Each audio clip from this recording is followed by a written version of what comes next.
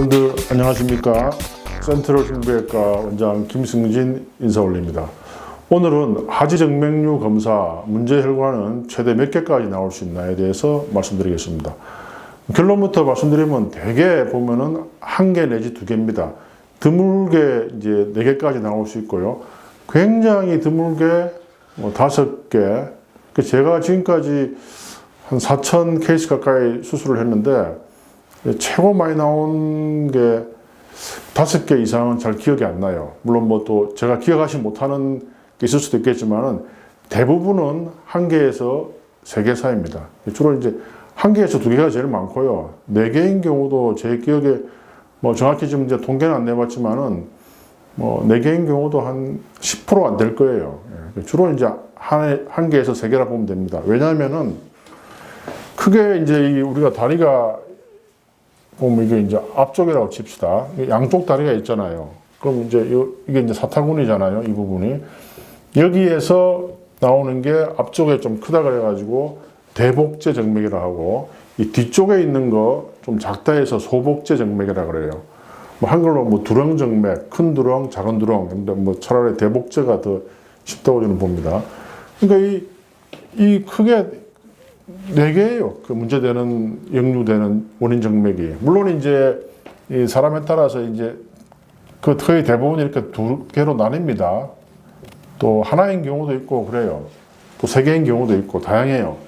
대체로 제 경험상은 2개로 나뉩니다. 그래서 이게 이제 해부학적으로 좀 복잡한 말이 있어요. 뭐 안티리어 액세서리 베인이라 해가지고 뭐 앞쪽에 부속 정맥이라는데, 저는 뭐 그냥 알기 쉽게 요거는 안쪽이니까 뭐 내측 대복제 또 외측 대복제 뭐 이렇게 가볍게 이야기하는데, 대체로 제 경험상은 이렇게 앞쪽에 2개로 나뉘는데 요게 이제 또 역류가 있을 수가 있어요. 초음파 검사하면. 근데 거의 대부분 이쪽 큰 쪽에서만 많이 생기죠.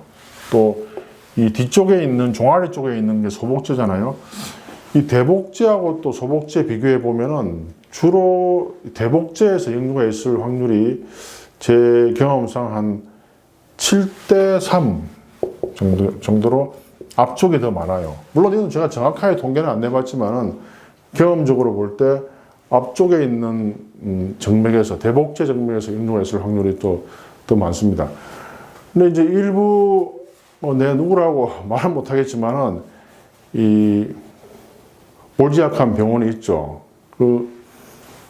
뭐 그런 데는 뭐 가기만 가면은 혈관이 뭐 7개에서 심지어 9개까지 역류가 있다고 되어 있습니다.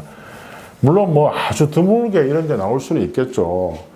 그렇지만 그 병원은 갔다면은 이런 게 나온다고. 이걸 제가 왜 아느냐 하면 그 병원에 들러가지고 저한테 오는 병원이 오는 환자들이 좀 있을 거 아닙니까? 그런 환자들 제가 지금까지 한 10명 정도를 제가 다 모아놨어요.